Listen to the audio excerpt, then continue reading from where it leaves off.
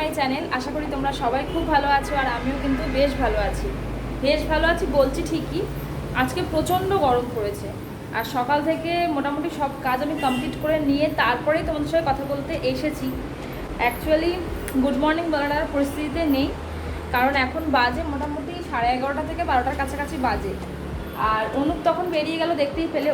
অনুপের বায়না ছিল যে আজকে ব্রেকফাস্টে পাও ভাজি খাবে। তো পাও ভাজি তো বানাতে একটু সময় লাগে, তো আজকে পাও ভাজি আর সকালে যেমন চা বিস্কুট হয় সেরকম করেছিলাম।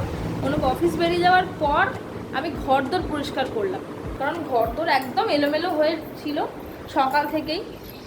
এমনিতেই জানো সকালবেলা এত কাজ থাকে সবার, তো ঘরদোর পুরো এলোমেলো হয়ে থাকে।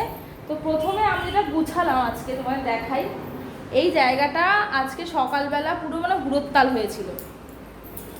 এই জায়গাটাতে গাদা খানেক জিনিস রাখা ছিল, কারণ কালকে আমরা মার্কেটে গেছিলাম একটু টুকটাক গ্রসারির জিনিস কিনতে। অবভিয়াসলি সমস্ত গ্রসারির জিনিস এনে আগে রাখা হয় আমাদের এই টেবিলটাতে, তো সেই জন্য এই টেবিলটা ভর্তি ছিল। আজকে টেবিলটা পরিষ্কার করলাম আগে। দেখো কি রোদ উঠেছে, এত গরম না আজকে। আর এটা কি গাড়িও, খুব ভয়ানক রোদ উঠেছে। কালকে ঠিক যে পরিমাণে বেশ বৃষ্টি ছিল আর ঠান্ডা ঠান্ডা ওয়েদার ছিল, আজকে ঠিক তার ডবল রোদ উঠেছে, ঠিক তার ডবল গরমও রয়েছে। তো একদিকে আমার সুবিধা হয়েছে, কারণ কালকে যে জামা কাপড়গুলো কেচে দিয়েছিলাম সেগুলো বৃষ্টির কারণে ভালো করে শুকাতে পারিনি। তো ঘরের ওই ড্রয়িং রুমটাতেই চেয়ারের ওপর মেলে দিয়েছিলাম। বাচ্চাকে কি পড়লো, তো জিনিসগুলো চেয়ারের ওপর মেলে দিয়েছিলাম মোটামুটি, তারপর পাখা চালিয়ে দিয়েছিলাম, তাতে মোটামুটি শুকিয়ে গেছিলো। কিন্তু কি বলতো, বর্ষাকালে দেখবে জামা কাপড়গুলো ঘরে মেলে দিয়ে শুকাই, মানে হাওয়াতে যদি শুকাই, মানে পাখার হাওয়াতে যদি শুকানো হয়, তাহলে কিন্তু একটা জামা কাপড়ের মধ্যে স্যাঁতস্যাঁতে ব্যাপার থেকে যায়, তার জন্য পরতেও ভালো লাগে না জামা কাপড়গুলো। তখন আমি আবার আয়রন করে পরি। কিন্তু আজকে ভালো রোদ উঠেছে বলে ভাবলাম যে ওই জামা কাপড়গুলোকেই আমি একটু রোদে দিয়ে দিই। আর এখন আমার কোনো কাজ নেই মোটামুটি, কারণ অনুপ আজকে অফিস যায়নি। অফিস না গিয়ে মানে অফিসেরই একটা কাজে ও গেছে ব্যারাকপুরে। তো ব্যারাকপুর গেছে মানে ও আমাকে বললো যে ব্যারাকপুর তো সবসময় যাওয়া হয় না, তো যাচ্ছি যখন তাহলে দাদা বৌদির বিরিয়ানি আনবো। আর দাদা বৌদির বিরিয়ানি কলকাতার লোকেরা জানোই যে কতটা ফেমাস এখানকার। তো আমি আর না করিনি, মানে লোভে পাপ পাপে মৃত্যু, এই আর কি। তো সেই জন্য আজকে আমার রান্না করার সকালবেলা কোনো চাপ ছিল না। ওই ব্রেকফাস্টে যা বানিয়েছিলাম। রান্না নেই মানে যে কাজ নেই সেটা কিন্তু বলা যায় না আমাদের হাউসওয়াইফদের, তাই না? সারাদিন কিছু না কিছু টুকটাক কাজ আমাদের কিন্তু থেকেই যায়। রিফাইন্ড অয়েল দুটো কন্টেনারে আলাদা করে রেখে দিলাম। এবার দেখো আসছি মাইক্রোওভেনের দিকে। মাইক্রোওভেনটা কিন্তু আমার খুবই নোংরা হয়েছে। গত 1 মাস কি তারও বেশি আমি এটা পরিষ্কার করিনি, কারণ তোমাদের সঙ্গে এই মাইক্রোওভেন ক্লিনিংয়ের ভিডিওটা শেয়ার করব বলে। দেখো আমি এখানে একটা বাটিতে একটু জল নিই, তাতে 1 চামচ ভিম লিকুইড দিচ্ছি, দিয়ে ভালো করে গুলিয়ে নিচ্ছি। এবার আমি 1 চামচ খাবার সোডা দিলাম। খাবার সোডাটা চাইলে আরেকটু বেশি দিতে পারো, আর তোমরা চাইলে এর মধ্যে পাতিলেবুর রসও অ্যাড করতে পারো। এবার এই মিশ্রণটাকে আমি একটা কলিনের ফাঁকা কন্টেনারে ঢেলে তাতে আরেকটু জল অ্যাড করে আরও একটু ভালো করে ঝাঁকিয়ে নিলাম। এবার এই সলিউশনটা খুব ভালো করে মাইক্রোওভেনের ভেতরে স্প্রে করতে হবে, একটু বেশি বেশি করে 5 মিনিট রেখে দিতে হবে। এবার কোনো শুকনো কাপড় অথবা কিচেন টাওয়েল অথবা কোনো তোমাদের পুরনো রুমাল, পরিষ্কার রুমাল দিয়ে মাইক্রোওভেনটা খুব ভালো করে মুছে নিতে হবে। তো দেখো যে পার্টটা পোছা হয়ে যাবে সেই পার্টটাকে ঘুরিয়ে ফিরিয়ে পরিষ্কার জায়গাগুলো দিয়ে ভালো করে মাইক্রোওভেনটা কিন্তু ভেতরটা ক্লিন করতে হবে, যাতে একটুও কোনো রকম লিকুইড না থাকে। তো দেখো এতটা নোংরা বেরোলো আমার এই মাইক্রোওভেনটা থেকে। এবার আমি আর একটা ফোল্ড করে নিলাম রুমালটাকে, মানে উল্টো দিকটা দিয়ে আবার পরিষ্কার করছি। যতটা সম্ভব শুকনো করে মাইক্রোওভেনটাকে কিন্তু বারবার পুছে নিতে হবে পরিষ্কার ন্যাকড়া দিয়ে। এবার দেখো আমার মাইক্রোওভেনটা কিন্তু পুরোপুরি ক্লিন হয়ে গেছে, দেখতে পাচ্ছ কি নোংরা ছিল আর কতটা চকচক করছে। আর এর যে প্লেটটা থাকে কাঁচে, সেটাও কিন্তু আমি ওই লিকুইডটা দিয়েই ভালো করে মুছে নিয়েছি। তারপর জল দিয়ে ধুয়ে এটা শুকনো ন্যাকড়া দিয়ে মুছে নিয়েছি। তো দেখো ভেতরটা তো পরিষ্কার হয়ে গেল, বাইরেটাতেও আমি সেম লিকুইড স্প্রে করে শুকনো ন্যাকড়া দিয়ে ভালো করে মুছে নিচ্ছি। ঠিক এইভাবেই তোমরা বিনা খরচায় কিন্তু মাইক্রোওভেন ঘরে বসেই ক্লিন করতে পারবে। কোনো রকম দামি স্প্রে বটল অথবা কোনো লিকুইড সলিউশনের দরকার পড়বে না। আমরা ঘরেই কিন্তু ঘরের জিনিসগুলো ব্যবহার করে মাইক্রোওভেন ক্লিন করে নিতে পারি। আর পরিষ্কার হয়ে যাওয়ার পর অবশ্যই মাইক্রোওভেনের ডোরটা কিন্তু কিছুক্ষণ খোলা রাখবে, যাতে ভেতরটা পুরোপুরি ড্রাই হয়ে যায়। তো এই ছিল আজকে আমার হোমমেড সলিউশন দিয়ে মাইক্রোওভেন ক্লিনিং। আর এই সলিউশনটা ব্যবহার করেই আমি কিন্তু আরও একটা জিনিস পরিষ্কার করেছি, সেটা শেয়ার করেছি ভিডিওর একদম এন্ডে। দেখতে থাকো ভিডিওটা পুরোটা স্কিপ না করে। আর চলে এসছে দাদা বৌদির বিরিয়ানি। তো এইখানে দাদা বৌদির বিরিয়ানি, এটা বিরিয়ানি না, এটা হচ্ছে মাটনের কিছু একটা আইটেম এনেছে অনু। আর এইটা হচ্ছে দাদা বৌদির বিরিয়ানি।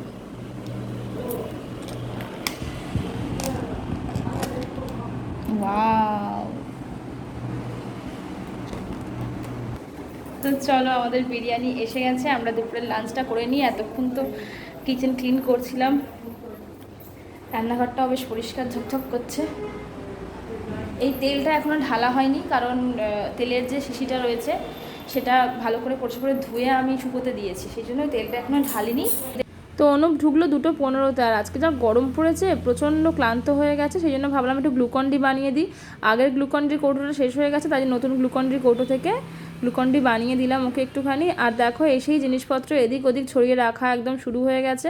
আর এখন যদি আমি টুকটুক করে পরিষ্কার করে না রাখি, তাহলে এটা আমার পক্ষেই আরও বেশি হেডেক হয়ে যায়। তো যাই হোক, ও বললো যে আমি ফ্রেশ হয়ে আসবো তারপরে খাবো, তাই ভাবলাম একটুখানি ডেয়ারি মিল্ক খাই। এটা ফ্রিজে রাখা ছিল। আর খিদেও পাচ্ছিল, অনেকটাই তো বেলা হয়ে গেছে। ভেঙে গেল। কি খাচ্ছ তুমি? দুপুরবেলায় খাবার না খেয়ে তুমি ক্যাডবেরি খাচ্ছ? কি করবো, তুমি দেরি করছো। বিরিয়ানি নিয়ে এসেছি, তো বিরিয়ানি খাবে না? ফ্রেশ হয়ে আসো, দাও বিরিয়ানি খাবো। ও বিরিয়ানিও খাবে, আবার চকলেটও খাবে? ঠিক আছে। তো দেখো, গরম হচ্ছে আমার বিরিয়ানি। আচ্ছা, একটা কথা বলো তো, এই পাখিটা কেমন দেখতে হয়েছে? এটা আমার বোন আমাকে গিফট করেছে। ওরা কামাখ্যা গেছিলো, সেখান থেকে এনে দিয়েছে আমাকে। কয়েকদিন আগে বোন, মা, বাবা সবাই মিলে কামাখ্যা, আসাম, মানে তোমার মেঘালয়, চেরাপুঞ্জি, আর একটা কি জায়গা বললো, যে জায়গাগুলো ঘুরতে গেছিলো। তো ওখান থেকে আমার জন্য একটা মেখলা এনেছে। আর এই পাখিটাও ছোট্ট করে সাজানোর জিনিস হিসেবে এই পাখিটাও এনেছে। তো এখনও তো আমাদের সেভাবে সাজানোর জন্য তাক ফাঁক করা হয়নি, মানে ঘরের মধ্যে। তো সেই জন্য আমি ভাবলাম যে আপাতত এখানেই রাখি পাখিটা, বেশ ভালো লাগছে আমার। আমার বিরিয়ানি কিন্তু মোটামুটি গরম হয়ে এলো, ঘন্টা বেজে গেছে।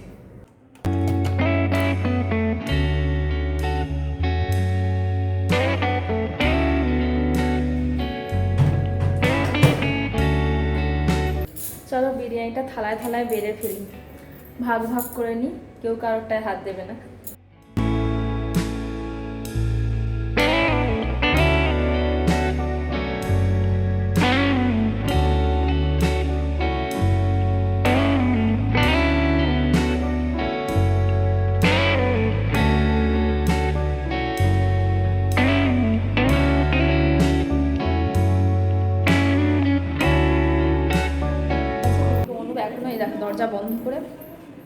দরজা বন্ধ করে এখনো অফিসের কার সাথে কথা বলছে। আর আজকে রোদ দেখেছো, পুরো ঘর অব্দি চলে এসছে রোদ। এত রোদ আজকে, এত গরম পড়েছে। তো এই হচ্ছে অনুপের বিরিয়ানি যাচ্ছে, তার সঙ্গে মা একটু চিকেন পাঠিয়েছিল, সেটাও নিয়ে চলে এসেছি। তো দেখো, গরম পড়লে তো পিঁপড়ের উৎপাত প্রচণ্ড পরিমাণে বেড়ে যায়। আর আমি বুঝতে পারলাম না হঠাৎ করে কোথা থেকে এক গাদা কালো পিঁপড়ের দল এসে ঘর ভর্তি করে দিয়েছে।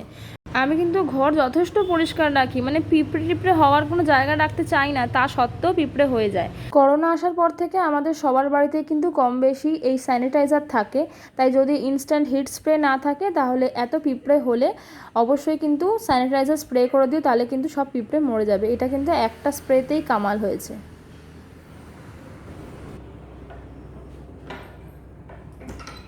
তো অনুপ এখন ঘুমাচ্ছে, একটু রেস্ট নিচ্ছে। আমি ভাবলাম একটু গাটা ধুয়ে আসি, একেবারে আমি সন্ধ্যেটা দিয়ে নেবো। তাও 6টার কাছাকাছি বাজে, মানে ওই 5:45 মতো বাজে। তো ভাবলাম সন্ধ্যেটা দিয়ে দিই। দেখো এখনো কিন্তু বিকেল আছে, সন্ধ্যের মতো কিছু হয়নি।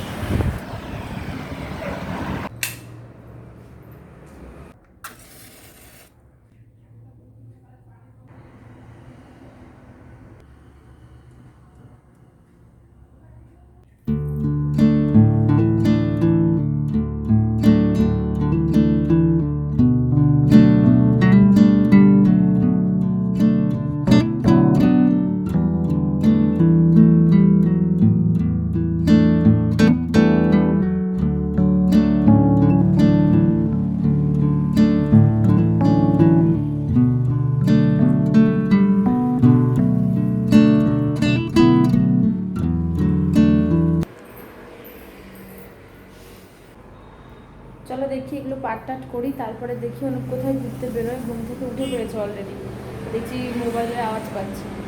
এবার চাটাও বানাই, ভালো লাগে না, চা খেতে ইচ্ছে করছে।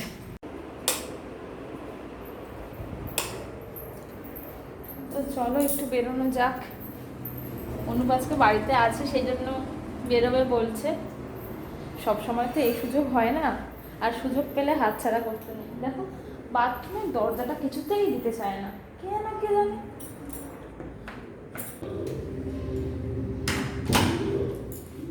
আমরা জাস্ট বেরোলাম, আর বেরিয়েই সিগন্যাল পেয়েছি। সিগন্যালে দেখছি দাঁড়িয়ে যে একটা ছেলে খুব মনোযোগ সহকারে ফটো তুলছে। তো দেখো রাস্তাটা কি সুন্দর লাগছে, অপূর্ব।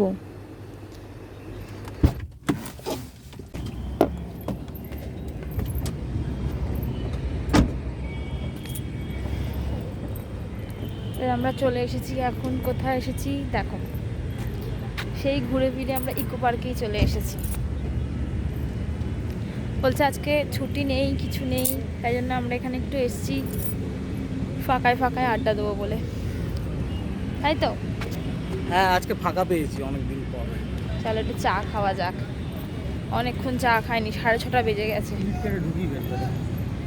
চলো।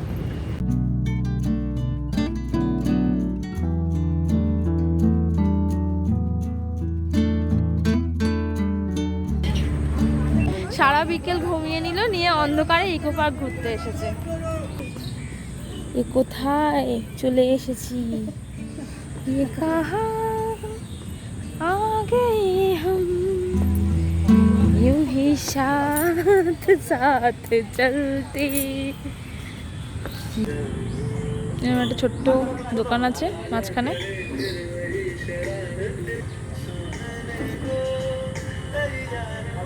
আমরা কিন্তু একটু আলোর দেখা পেয়েছি জানো তো। আমি নাহলে ভেবেছিলাম অন্ধকারেই ঘুরতে এসেছি। ওই দেখো চলেই গেল আমাকে ছেড়ে রেখে দিয়ে। এইভাবেই একা একা আমি হাঁটতে বেরিয়েছি, ছেড়ে রেখে দিয়ে পালিয়ে যায় আমাকে। যার ফেভারিট জায়গা, এখানে সাইকেল ভাড়া পাওয়া যাচ্ছে।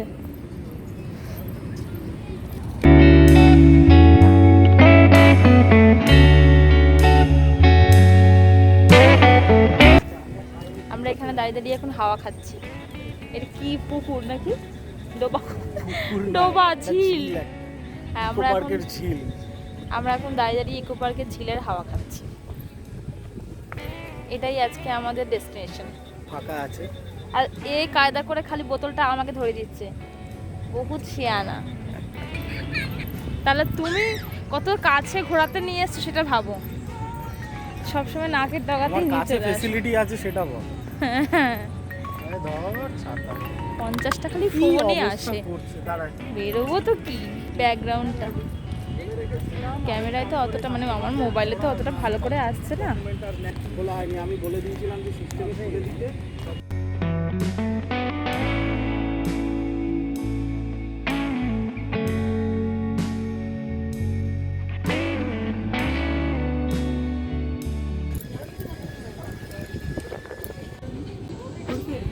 তুমি তাহলে বসবে কি করে? এখানে বসো।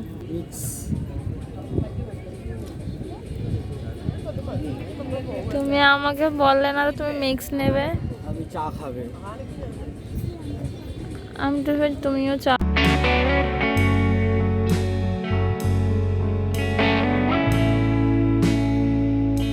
এরকম একটা ব্যাকগ্রাউন্ড, তার সঙ্গে চা, আর কি চাই। আমি টাও নিয়ে নিই আজকে।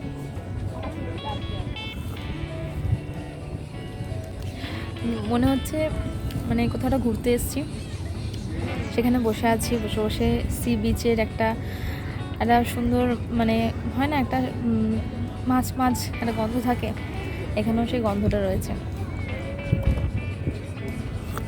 এই দুলছি মনে হচ্ছে একটু। হ্যাঁ ওই তো বিয়েটা আসছে। তোমরাও দেরি না করে চলে আসো, ঘুরে যাও।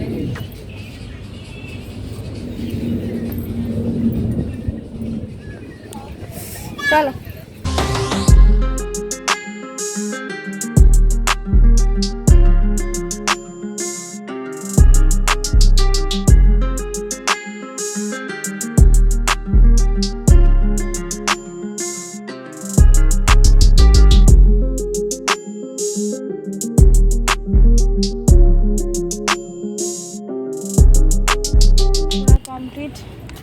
গরমে ঘেমেও গেছি, পালালাম বাবা, গরম লাগছে। আমরা কিন্তু আজকে সেম ড্রেস পরে এসেছি, মানে সেম কালারের ড্রেস পরে বেরিয়েছিলাম। তো ফাইনালি আমরা ঘরে চলে এসেছি একটা বাজে চা খেয়ে। এই কি বাজে চা এই কারণেই বলছি, কারণ চাটা দিয়েছিল চায়ের মেশিন, কফিন মেশিনে যে চা বানায় সেই চা ছিল। আমার ভালো লাগে না, আমার ভালো লাগে বানিয়ে চা দেয় ভাঁড়ে, ওই চাটা খেতে আমার খুব ভালো লাগে। তা আমি ওই চাটার আশায় বেরিয়েছিলাম, কিন্তু যত বড় বড় দোকান তত চা ওরকম কায়দা করে মেশিনে বানিয়ে দেয়, আমার ভালো লাগে না। তো চাটা খেয়ে ঠিক আমার পোষায়নি। তো তোমাদের দুপুরে দেখালাম না যে বিরিয়ানির সঙ্গে মটনেরও একটা আইটেম এনেছিল, তো সেটাই আজকে রাত্রে রুটি দিয়ে খাওয়া হবে, তাই রুটিটা একটু করে নিচ্ছি, আর মাটনটা তো রয়েছে ফ্রিজে, গরম করে নেবো। এটাই হচ্ছে আমাদের আজ ডিনার। তো দুপুরে মাইক্রোওভেন পরিষ্কার করার সময় বলেছিলাম যে এই সলিউশনটা দিয়ে আরেকটা জিনিস পরিষ্কার করে দেখাবো ভিডিওর একদম এন্ডে, তো সেটা চলে এসেছে। হ্যাঁ, আমি এখানে আমাদের ওভেনের ওপর যে স্টিলটা থাকে না, সেইখানটাই পরিষ্কার করছি।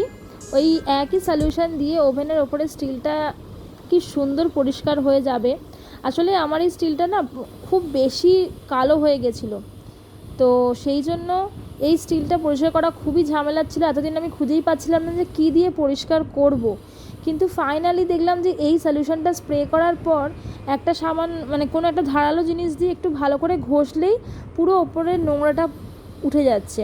তবে হ্যাঁ, একদিনে তো হবে না, দু তিনবার ভালো করে করতে হবে, তাহলে একদম পরিষ্কার হয়ে যাবে। তো অনেকেরই এরকম ওভেনের ওপরটা নোংরা থাকতে পারে, মানে ধরো খাবার টাবার পড়ে গেলে যদি ইনস্ট্যান্ট পরিষ্কার না করা হয় তাহলে কিন্তু এই নোংরাটা জমে যায়, যেটা পরিষ্কার করা কিন্তু খুব টাফ হয়ে যায়। শুধুমাত্র স্কচ ব্রাইট দিয়ে ঘষলে হয় না, আমি আগে অনেকবার চেষ্টা করে দেখেছি।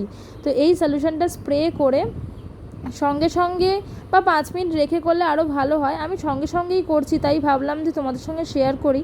তো এই ছুরিটা দিয়ে একটু ভালো করে আমি মানে ঘষে নিচ্ছি, তাতে কিন্তু আমার ওপরে যে মানে এই ওভেনের ওপরে যে কালো দাগটা ছিল সেটা কিন্তু পুরোটাই চলে গেছে, প্রায় যেটুকু লেগে আছে সেটুকু কিন্তু 2-3 বার ওয়াশে আশা করি চলে যাবে।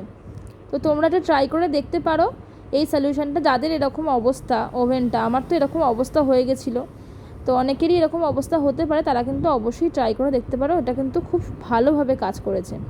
তো আজকের ব্লগটা এখানেই শেষ করছি, আশা করি তোমাদের ব্লগটা ভালো লেগেছে। ভালো লাগলে অবশ্যই এটা লাইক করে দিও, আর আমার চ্যানেলটা কিন্তু সাবস্ক্রাইব করে দিও। আর আজকের ভিডিওটা কেমন লাগলো সেটা কিন্তু অবশ্যই আমাকে কমেন্ট করে জানিও, অপেক্ষায় থাকবো।